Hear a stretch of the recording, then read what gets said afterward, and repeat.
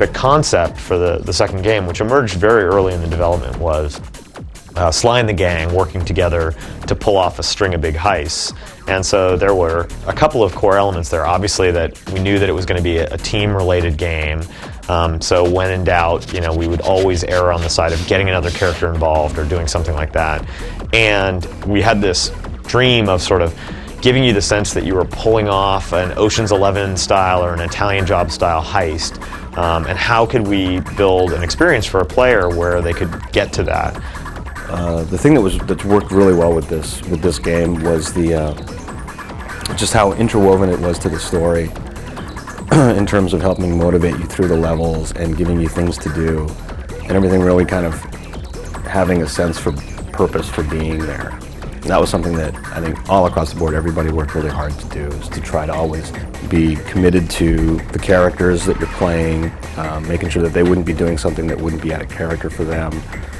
I think it really comes through when you play the game.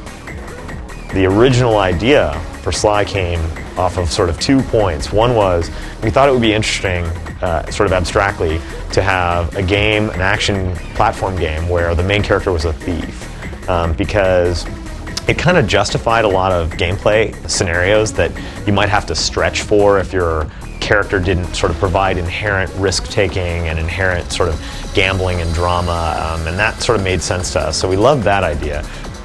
So when we were finished with Sly 1, I think we were really pleased at how well the game was received artistically, that the environments and the characters and the storyline was a big success, even the cutscenes that we used.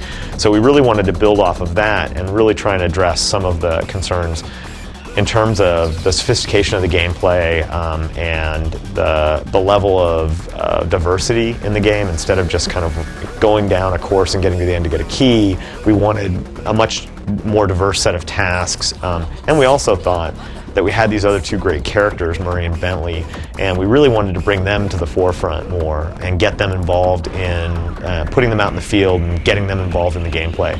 We haven't just created a game with one character and then two side characters, but really with three full-blown characters that have their own moves, that have their own distinct style, their own feel. They even have their own power-ups that you can purchase or collect. So it's a very rich experience, and I think the level of richness in the new game is the thing that we were focused on and feel very successful about achieving that goal. It has been a challenge and a pleasure trying to make the story work with three interactive characters, because you're switching perspectives very often throughout the game. And it's not just the three gang members in the Cooper gang. There are also a lot of other characters that interact with the Cooper gang, bosses, law enforcement. And one of the more difficult things is trying to make sure that these characters all get screen time, or more importantly, interactive time when you play with them against each other. So it's not enough to have N.Fawkes show up and kind of say, "I'll get you, Sly Cooper." She needs to show up and chase Sly Cooper so that as a player you feel like, oh, Carmelita's the cop and I'm a thief.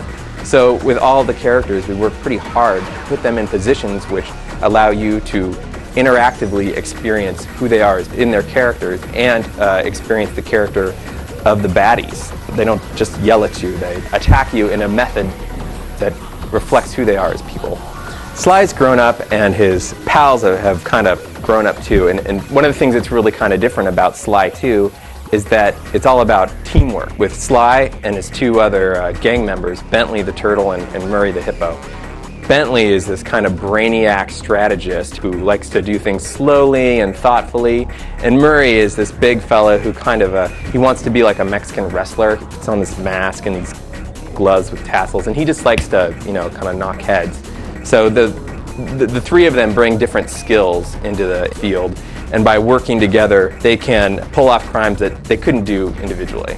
The heists in Sly Cooper 2 are pretty interesting in that they have pace to them, and they have a lot of cuts between different characters and different locations, all working together in a coordinated effort to pull off this really large and elaborate crime. We tried to make each of the three characters very different and have different skill sets, and then those skill sets get brought to bear on the heist.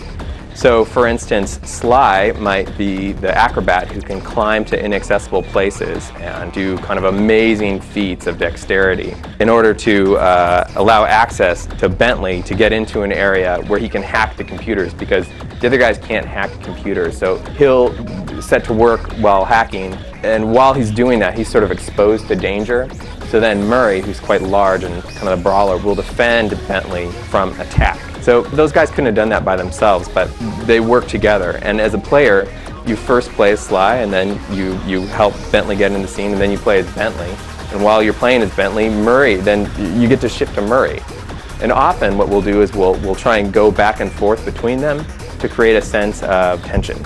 What we decided to do with this game going forward was really open up everything. The levels are twice as big, 3 times as big than some of the previous levels. A lot more detail, a lot more interesting locations to traverse. I think the interesting change between this game and the previous game was how we're using the environment. Having a lot of diversity in the gameplay made level design kind of a challenge, in that you had to cram all of these different things you can do into this space, that you didn't want to make it so enormous that people would feel lost, or that the space would become kind of dull through its scale. Whenever we get the chance, we try and put in different ways to play, or different play mechanics, just to spice it up, and also to make the locale seem much more real. Sly 2 Band of Thieves available September 14th. It's a Tuesday, so make a point of it at stores all over North America.